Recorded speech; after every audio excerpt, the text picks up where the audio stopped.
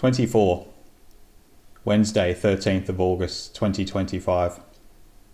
From where they stood, they could see the shadows of feet beneath the back door in the mudroom, and through the fogged glass panels, the presence of two humanoid shapes broke the isolated battle of Leah and Locrian's argument.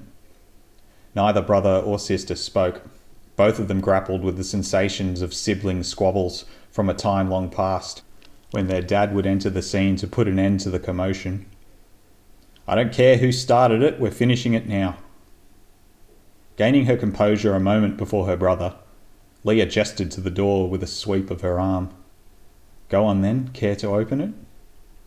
Lockie hurriedly entered the mudroom and opened the door, where an elderly couple had begun to turn away and walk back to the unknown car that had discreetly arrived on the property. When they turned to the sound of the opening door, their faces softened, and Lockie was certain that he recognised them. A cattle dog tugged at the leash held by the old man, its tail wagging erratically. "Oh, apologies. We assumed no one was home," the woman said. No doubt a lie. The entire valley had probably heard Lockie and Leah fighting. "Jacob," the woman called to the man who Lockie assumed was her husband. "Jacob, they're home." "Eh?" "I said the kids are home. Look." Locrian held the door, once more tight of tongue, and said nothing to dispel the awkward tension. Behind him, Leah had appeared and took control of the pleasantries. "You live down the road, don't you?" The woman smiled, joyful at the recognition. "Yes, that's right. You remember us. Leah and she clicked her fingers. "Lachlan, wasn't it?" "Lockie is fine." "Sarah and Jacob," said Leah. Lockie was relieved that his sister knew who they were. He could see their faces, clutch at a strand of recognition, yet had been unable to place them. He cycled through a maelstrom of faces in his mind. Yes, there they were, his neighbours from the next property over. He had not thought of them in years. "Come in," ushered Leah. Though he was hopeless with idle chatter, Lockie knew that he could make himself useful and brew some more coffee, and as he collected a set of cups, he hoped that the gesture of hospitality might pay to his repentance to Leah, who spoke freely and easily, unshackled from the chains her family life had strapped to her. "You're both so grown up," Jacob was saying. "Last time I saw you lot, you'd have been teenagers." Leah scratched at the dog's ears with both hands, the beast fidgeting about for the attention she gleefully gave.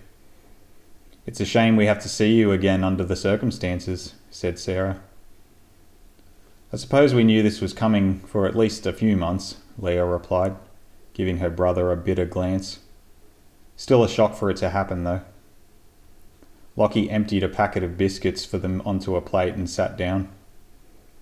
"We're dreadfully sorry about Charlie," said Sarah. "He wasn't all that old either. I hope you know we did what we could for him." "Yes," added Jacob.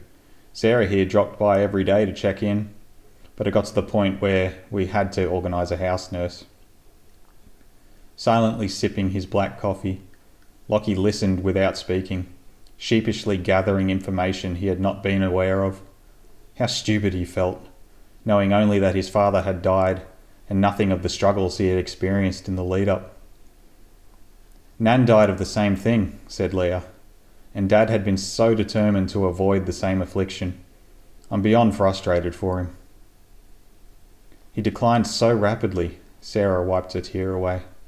"We weren't able to get him into hospice, but please know he was tended to in those final days." "Thank you." Leah squeezed her hand. "She's so put together. I don't know how she does it," Lockie thought.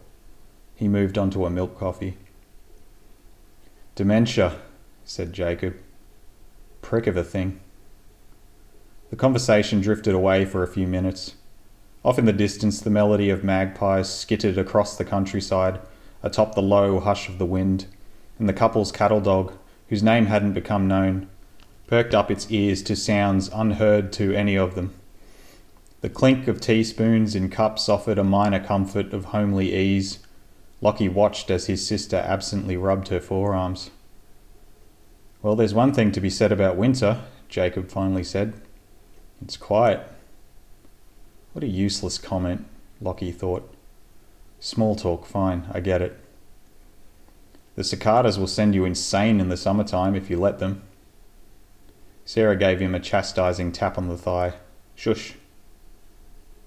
Yes, well, I suppose we'll have to sort out selling the place now, said Leah. Sort through Dad's belongings, all that fun stuff. Unboxing the past, Lockie finally spoke. I wonder if that's tougher than facing the future. The old couple left in the afternoon. For Leah and Lockie, there was an unspoken boost in vivacity given by ordinary conversation amongst the company of others. They looked towards each other wordlessly, perhaps fatuous that they had wasted energy fighting one another, when they were better off building one another up to overcome their shared grief. Not sure what we'd have done if they hadn't shown up, Locrian said. Nobody else here to break up our fight. Leah chuckled wryly. We're the grown-ups now. We have to figure it out ourselves.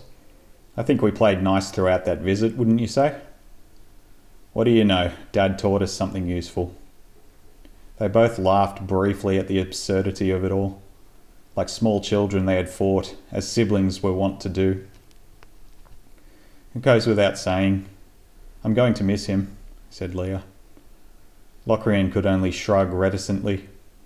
The few metres distance between the two of them might well have been the expanse of the country. When it seemed nothing would break the silence that pervaded, Leah spoke again. I might go set myself up in my room. You going to sleep in there? Bed's still there, just covered with crap. Dad at least put a plastic sheet over it. Barely any room to turn around though. I think I'll like being surrounded by old junk. It's comforting, I guess. She placed a hand on his shoulder before deciding a hug was better, then turned for the stairs. Lee. Yeah? Is that why you were late getting here? She ran her palm along the stair rail. Yes. He wasn't too happy about me leaving home, even for this. I want to help. She pondered a moment, wishing she could just announce her misery for sympathy, that she was used to running last, used to carrying everyone else's problems, but instead she simply said, let's deal with Dad's stuff first. We'll get to it later.